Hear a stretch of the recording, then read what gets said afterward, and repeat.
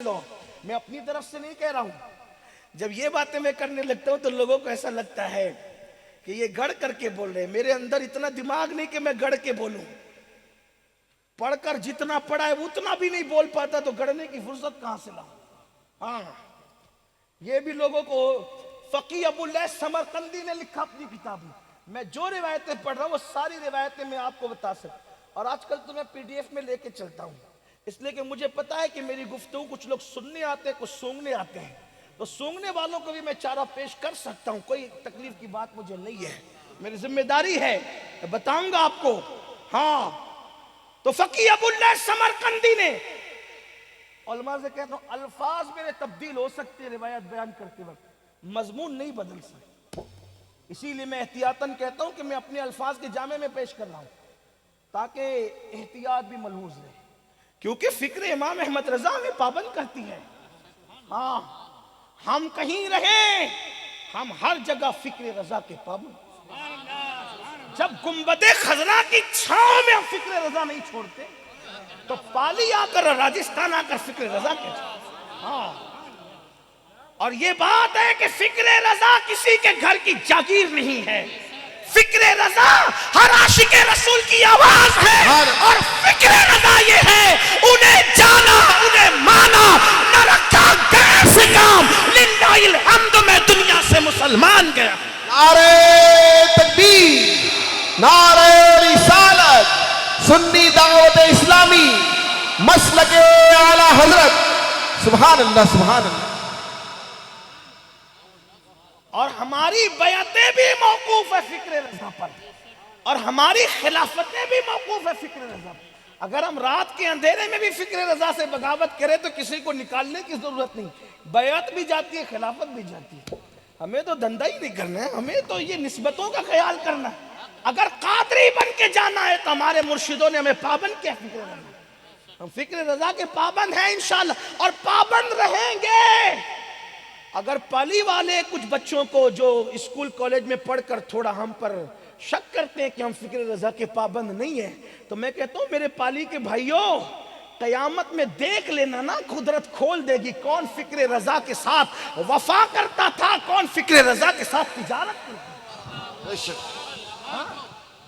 पाली के मेरे वो नौजवान जो हमसे कहते हैं, मैं उन जवानों से कहता हूँ, आप ही से कह सकता हूँ, वो सुन रहे हैं बैठ करके, अल्हम्दुलिल्लाह हमारी फिक्र है दुश्मन अहमद पे शिद्दत कीजिए, मुल्हिदों की क्या मुरव्वत कीजिए, गैज़ में जल जाए बेदीनों के दिल, या रसूल अल्लाह की कसरत कीजिए। सुभान।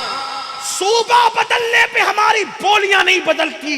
अल्हम्दुलिल्लाह हम किसी भी सूबे में जाए, हम रजा के फिक्र की बोली बोलते हैं।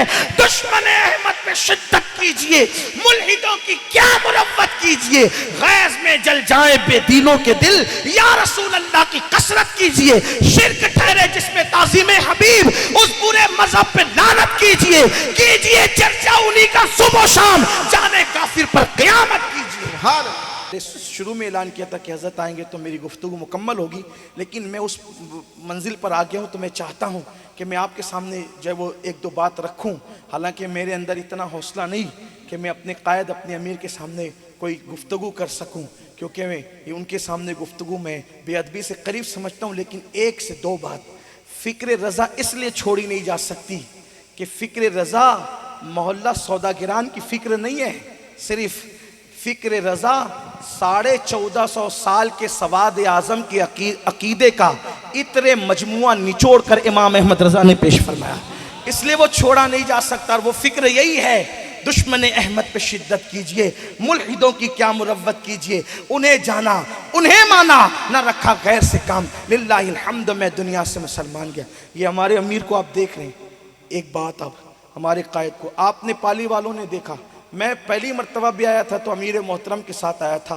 उस वक्त मेरे चेहरे पे दाढ़ी भी नहीं निकली थी, तब हज़रत के साथ आया था। बेहतरीन बारिश हुई थी, बारिश का मौसम नहीं बज़ाहिर नहीं था और बारिश हुई थी और बहुत खूबसूरत प्रोग्राम था। आप हज़रत को देखते हैं कितनी नरम गुफ्तगू ये करते हैं, कितनी इस्लाही गुफ्तगू करते हैं, है ना। लेकिन हमारे अमीर ने कभी सुन्नियत छुपा के बात नहीं की। जहाँ ज़रूरत पड़ी तो वहाँ दो धारी तलवार होकर के कहा, मैं वो सुन्नी हूँ जमीले कादरी मरने के बाद, और मेरा लाशा भी कहेगा अस्सलातु वस्सलाम। एक बात मैं आपको बताऊं, पाली में मुतसल्लिफ सुन्नी बनना आसान है, मालेगांव में मुतसल्लिफ सुन्नी बनना आसान है, लेकिन मक्के शरीफ जाकर के अच्छे अच्छों को देखते हैं, है ना, सवाल किए जाते हैं तो लोग घुमा फिरा के जवाब देते हैं। ये वाक़या मैंने मेरे बड़े भाई, मेरे बिरादर मुशफ़िक़ मेहरबान बिरादर बुलबुल बाग़ मदीना अलहाज कारी मोहम्मद रिजवान खान साहब से सुना और उन्होंने मुझे बताया, जिसका मफ़हूम पेश कर रहा हूँ। ये जो मर्द कलंदर बैठा है ना, इनके साथ अगर हम बरेली शरीफ से वाबस्ता होने के बावजूद भी अगर लगे हुए हैं दीन के काम की वजह से, तो वजह क्या है कि हम इनकी रात को भी देखते हैं, दिन को भी देखते हैं। ये जैसे कमरे में वैसे ट्रेन में भी, जैसे ट्रेन में वैसे कमरे में भी है, और मिंबर पे भी वैसे ही है। हज के लिए हजरत तशरीफ ले गए थे, साथ में कारी रिजवान साहब भी थे। मिना का माहौल था, मिना का मैदान था। मिना के मैदान में एक बदअकीदा मौलवी कुछ तकरीर कर रहा था, और मिना में तो दीवारें होती नहीं, वो पर्दे लगे होते हैं।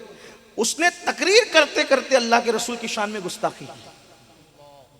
आप जानते हैं, कारी रिजवान साहब ने मुझे बताया, जब अल्लाह के रसूल की गुस्ताखी मिना में हो रही है और बदअकीदा मौलवी कर रहा है, उस वक्त तो लोग मसलिहतों से काम लेते हैं कि पाबंदी ना लग जाए, पासपोर्ट पर जो है पाबंदी ना लग जाए। लेकिन जिस अमीर की क़ियादत में हम काम करते हैं, उन्होंने वो पर्दा फाड़ा और जो बदअकीदा मौलवी गुस्ताखी कर रहा था उसको मारने के लिए दौड़े।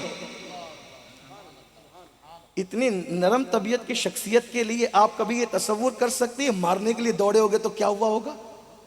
लेकिन ये सिद्दीक़ अकबर की सुन्नत है, अपनों में रहो तो ऐसे जैसे फूलों की तरह, है ना, और औरों को जब देखो तो अशिद्दा वलल कुफ्फार के मिज़दाक बन जाओ। हजरत दौड़े, मैं हजरत के सामने ये बात बतौर मफ़हूम पेश कर रहा हूँ। कारी साहब ने मुझे बहुत तवील तौर पे बताया था, लेकिन वक्त ज़्यादा हुआ है।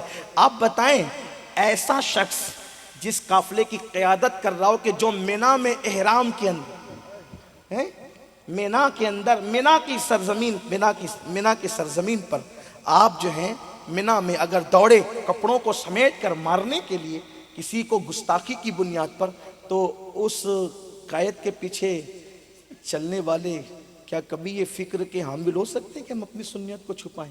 हरगिज़ का शऊर नहीं। जब हम जाते हैं तो वो इस्तिकबाल के लिए हाथ जोड़ते हैं।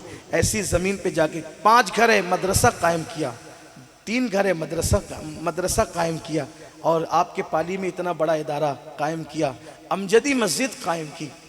अल्हम्दुलिल्लाह ये सब कुछ काम हुआ, ये आपके ताउन से हुआ। यकीन जानिए, हमें ऐसे लोगों का दस्तो बाजू बनना चाहिए और ऐसे लोगों का सपोर्ट करना चाहिए। एक बात बढ़ रही है, लेकिन एक बात कह देता हूँ। अकबर ने एक मर्तबा बिरबल से पूछा था, अकबर ने एक बार बिरबल से पूछा था, बिरबल ये बता सच और झूठ में कितना फ़र्क है। अकबर ने बिरबल से पूछा था कि सच और झूठ में कितना फ़र्क है। तो बिरबल ने कहा था, बादशाह सिर्फ 4 उंगल का फ़र्क है, सच और झूठ में सिर्फ 4 उंगल का फ़र्क है। जो कान से सुनो वो ज़्यादातर झूठ होता है, और जो आँख से देखो वो ज़्यादातर सच होता है। गुलाम यासीन ने क्या किया, सुन्नी दावत इस्लामी ने क्या किया, आपको सुनाने की ज़रूरत नहीं है, आप अपनी आँखों से देख लो।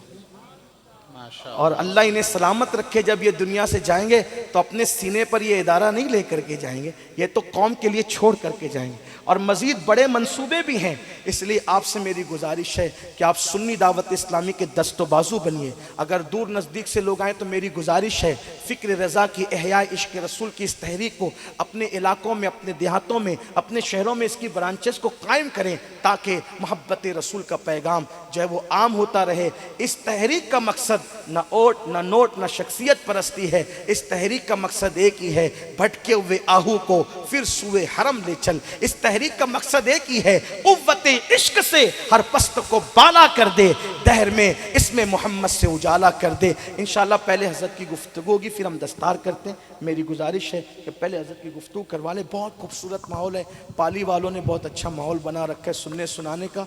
ऐसे खूबसूरत माहौल में ऐसा खूबसूरत खतीब खूबसूरत बातों को लेकर के पेश कर देना चाहिए। क्या ख्याल है आपका? फिर दस्तारबंदी का खूबसूरत मंजर हम खूबसूरत तकरीर के बाद देखेंगे इंशाअल्लाह। आइए हम हज़रत का इस्तकबाल जल्दी से कर ले। नारे तकबीर, बुलंद आवाज से नारे तकबीर, नारे तकबीर।